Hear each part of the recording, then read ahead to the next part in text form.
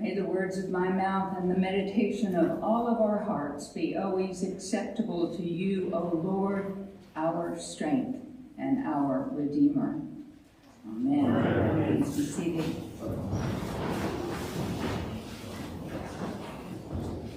Well, today our gospel reading takes us up the mountain where we see Jesus wrapped in divine light. It's an appropriate finale to the season of Epiphany, which is all about illumination. So how fitting to end the season of light with a flash of brilliant, blinding revelation that defies interpretation, although that has never stopped legions of interpreters for trying.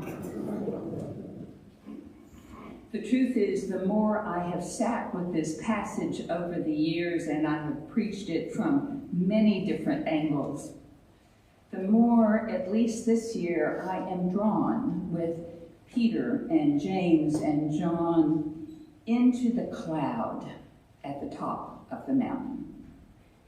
Some have called it the cloud of unknowing, where less is able to be defined to the nth degree and more is just to be experienced with awe and wonder. I can only imagine what it must have been like for Peter and James and John on that day. Now remember that immediately preceding this story, Jesus has just asked them, "Who do people say that I am?" And he got the usual responses, John the Baptist, Elijah, or one of the prophets. But then Jesus says, "Who do you say that I am?" And Peter alone steps up and says, "Well, you are the Messiah. You are the Son of the living God." So then Jesus spells out for him the implications of what it means to be the Christ. And it includes crucifixion.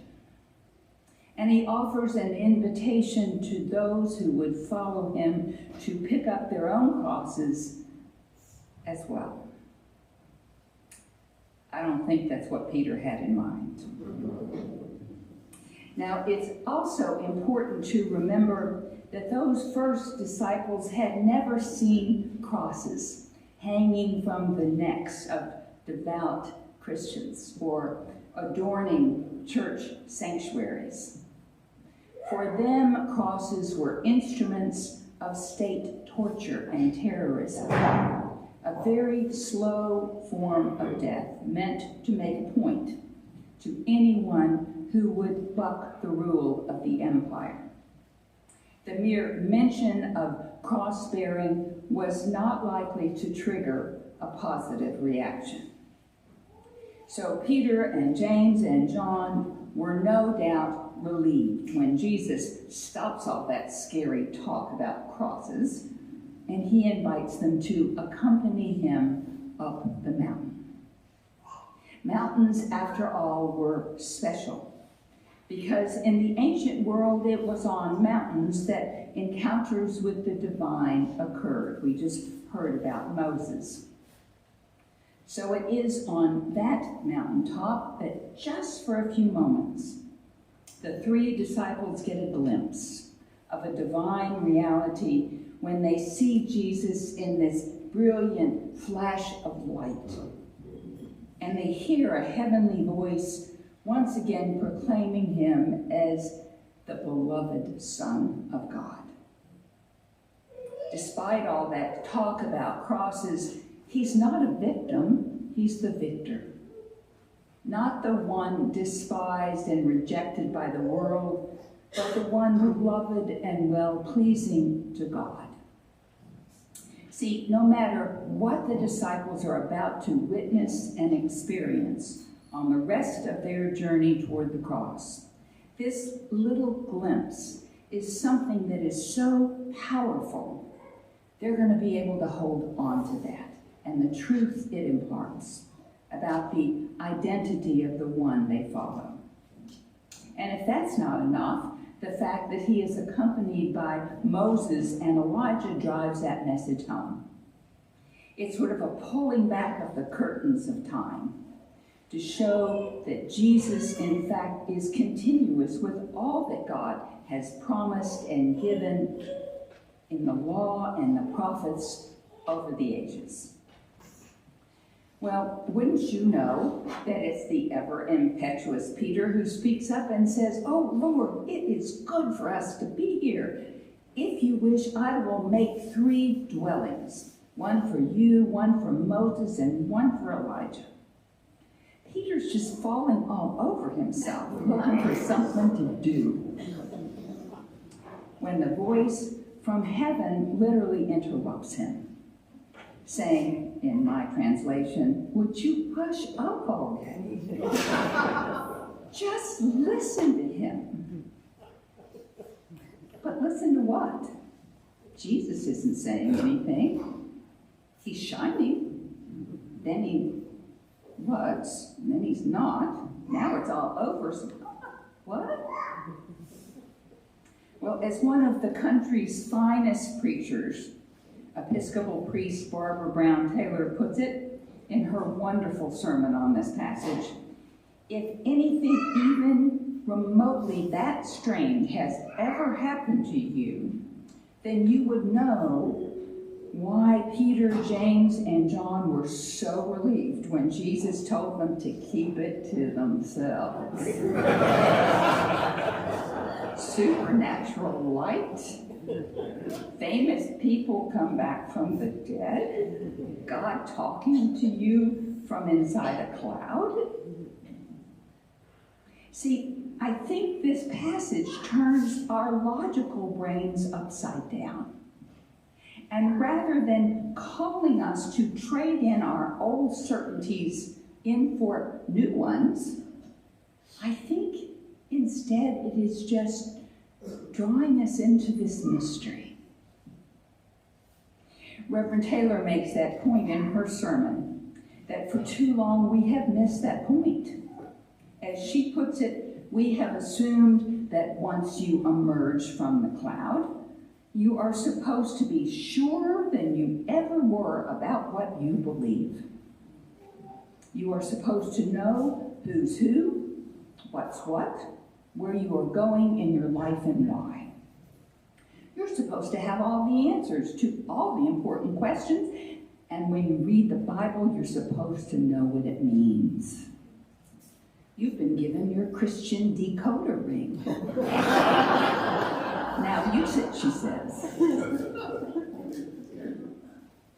But what if the point is not to decode the cloud, but just to enter it? What if the whole Bible is less a book of certainties than it is a book of encounters, in which a staggeringly long parade of people run into God and each other and life, and they are never the same again?